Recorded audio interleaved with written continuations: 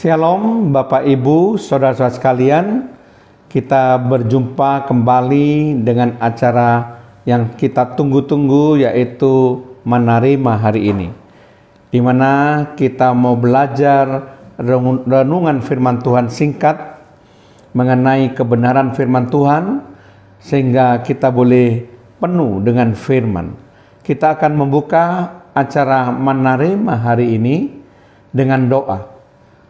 Tuhan, perkenankan kami Tuhan diberi semangat yang menyala-nyala untuk terus mau menggali kebenaran firman Tuhan. Terutama kami boleh mengikuti acara Menerima hari ini, sehingga paling tidak wawasan kami mengenai firman Tuhan boleh makin bertambah dan makin diperkaya. Roh Kudus memberikan pada kami pengertian-pengertian yang baru, supaya kami makin hari boleh makin penuh dengan kebenaran firman. Tetap Tuhan, kami mohon hikmat daripada Roh Kudus, supaya Roh Kudus memberikan kepada kami pewahyuan ilahi dan pembukaan rahasia firman Tuhan. Dalam nama Tuhan Yesus Kristus, haleluya, amin. Shalom Bapak Ibu, saudara-saudara sekalian. Topik yang akan kita bahas kali ini adalah Allah Tritunggal bagian ketiga. Sekali lagi, topik yang akan kita bahas kali ini adalah Allah Tritunggal bagian ketiga. Ini merupakan kelanjutan dari Allah Tritunggal bagian pertama dan Allah Tritunggal bagian kedua yang sudah kita bahas pada periode yang lalu. Nah, saudara, pada Allah Tritunggal bagian ketiga ini kita akan bahas tentang ilustrasi mengenai Allah Tritunggal, di mana saya akan bahas terlebih dahulu ilustrasi pertama sampai ilustrasi ke-6. Jadi saya cuma membahas ilustrasi pertama sampai ilustrasi ke-6 terlebih dahulu. Nanti pada bagian selanjutnya baru kita akan lanjutkan ilustrasi ke-7 sampai ilustrasi yang ke-9. Bapak Ibu saudara sekalian, banyak orang yang mencoba menjelaskan pengertian Tritunggal melalui beragam ilustrasi dari alam atau kehidupan sehari-hari. Walaupun sudah banyak usaha dilakukan, namun tidak ada satupun yang berhasil menerangkan dengan memuaskan. Hal ini dapat dipahami karena ilustrasi memang selalu bersifat defektif atau tidak sempurna. Apalagi dalam hal ini yang diterangkan adalah konsep yang sulit dipahami tentang Allah yang tidak terbatas. Wayne Grudem dalam bukunya Systematic Theology, An Introduction to Biblical Doctrine, memberikan penjelasan yang bermanfaat untuk mengetahui kelemahan serius dari beberapa ilustrasi yang biasanya dipakai untuk menjelaskan Tritunggal. Kita akan mencoba sekarang membahasnya satu persatu, ilustrasi mengenai Allah Tritunggal yang sering kali dipakai.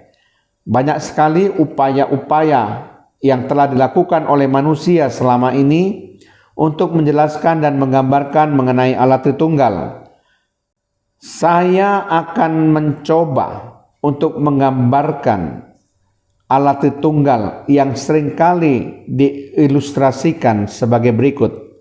Ilustrasi pertama, daun semanggi. Daun semanggi adalah daun yang cukup unik, karena dalam satu tangkai daun atau clover terdapat 3 daun atau leaf. Walaupun ilustrasi ini menarik, tetapi memiliki beberapa kelemahan serius. Setiap daun hanya merupakan bagian dari tangkai daun, dan satu daun tidak dapat dikatakan sebagai seluruh tangkai daun. Padahal dalam doktrin Tritunggal, masing-masing pribadi adalah Allah seutuhnya atau fully God. Kelemahan lain adalah sifat tangkai daun yang tidak berpribadi atau impersonal. Sedangkan dalam Tritunggal terdapat 3 pribadi yang berbeda. Ilustrasi kedua yang sering kali dipakai adalah pohon dengan 3 bagiannya, akar, batang, dan cabang. Sama seperti ilustrasi sebelumnya, kelemahan ilustrasi ini terletak pada fakta bahwa satu bagian saja tidak dikatakan sebagai sebuah pohon. Dapatkah kita menyebut akar sebagai pohon? Ilustrasi ini juga sifatnya tidak berpribadi. Di samping itu, masing-masing bagian dari pohon, baik akar maupun batang maupun cabang, memiliki sifat atau karakteristik yang berbeda. Sedangkan dalam Tritunggal, masing-masing pribadi memiliki semua sifat keilahian yang sama dan setara.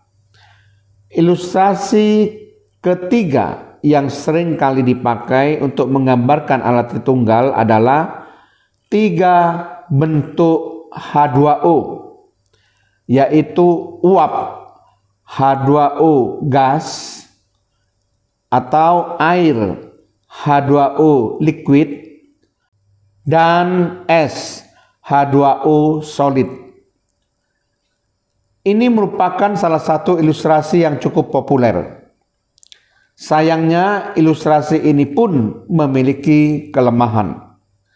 Materi yang ada tidak pernah berada bersama-sama dalam bentuk yang berbeda pada waktu yang sama. Padahal dalam Tritunggal, ketiga pribadi selalu berada dalam kesatuan tanpa menghilangkan perbedaan pribadi. Meskipun uap adalah H2O, air adalah H2O, dan es juga adalah H2O, namun masing-masing bentuk, baik uap, air, dan es, memiliki sifat kimia yang sama, karena sama-sama terdiri dari 2 atom hidrogen atau atom H, dan 1 atom oksigen atau atom O. Sifat ilustrasi ini yang tidak berpribadi juga menjadi tambahan kelemahan dari ilustrasi. Selain itu, dalam ilustrasi ini air bisa menjadi es bisa menjadi uap, air juga bisa menjadi uap, sedangkan Bapa tidak bisa menjadi anak, dan anak tidak bisa menjadi Roh Kudus, dan Roh Kudus tidak bisa menjadi Bapa. Bapa adalah Bapa, anak adalah anak, Roh Kudus adalah Roh Kudus. Tidak bisa ditukar-tukar. Maka ilustrasi uap, air, dan es belum cukup untuk menjelaskan Allah Tritunggal. Ilustrasi keempat yang sering digunakan adalah orang dengan 3 peran berbeda. Di kalangan orang Kristen awam, ilustrasi ini sangat digemari. Tritunggal digambarkan sebagai seorang ayah yang berprofesi sebagai dosen, kepala polisi di kota, sekaligus sebagai diaken di gereja. Ia memainkan peranan yang berbeda pada waktu yang berbeda, tetapi ia tetap satu orang yang sama. Bagaimanapun ilustrasi ini memiliki kelemahan yang fatal, yaitu mengajarkan adanya satu pribadi yang mengerjakan 3 fungsi. Padahal dalam Tritunggal ada 3 pribadi yang saling berinteraksi satu dengan yang lainnya. Ilustrasi ini pun sama sekali tidak tepat. Allah Bapa tidak pernah menjadi Allah Anak tidak pernah menjadi Allah Roh Kudus, dan Allah Roh Kudus tidak pernah menjadi Allah Bapa. Ilustrasi yang kelima yang sering digunakan adalah kesatuan pikiran, emosi, dan kehendak. Ilustrasi ini memiliki beberapa kelemahan. Masing-masing elemen tidak dapat disebut sebagai seluruh pribadi dari seseorang. Ketiganya juga memiliki esensi dan karakteristik yang berbeda-beda. Di samping itu, di antaranya ketiganya kadangkala ada ketidakharmonisan tindakan. Misalnya, pada saat seorang miskin mencuri, ia mungkin menyetujui bahwa tindakan itu diperlukan. Tetapi dalam dirinya pasti ada gejolak perasaan, karena tindakan itu sebenarnya tidak ia inginkan. Hal ini sangat berbeda dengan relasi dalam Tritunggal yang selalu harmonis. Ilustrasi yang keenam yang sering kali dipakai adalah telur yang terdiri dari cangkang, putih telur, dan kuning telur. Kelemahan ilustrasi ini antara lain masing-masing elemen memiliki bahan dan karakteristik yang berbeda-beda. Masing-masing juga terpisah, tidak dapat bersatu. Masing-masing bagian tidak dapat dikatakan sebagai sebuah telur tanpa bagian-bagian yang lain. Jadi ilustrasi ini sifatnya tidak berpribadi dan tidak tepat di dalam menggambarkan tentang Allah Tritunggal. Nah, kita sudah membahas ke-6 ilustrasi mengenai Allah Tritunggal dan kita akan lanjutkan lagi dalam edisi yang akan datang. Amin.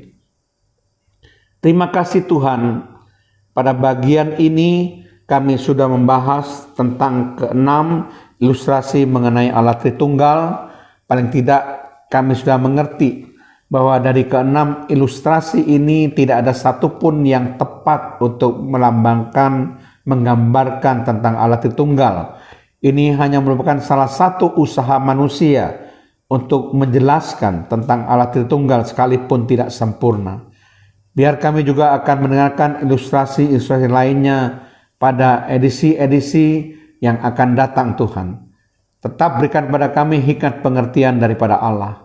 Di dalam nama Tuhan Yesus Kristus. Haleluya. Amin.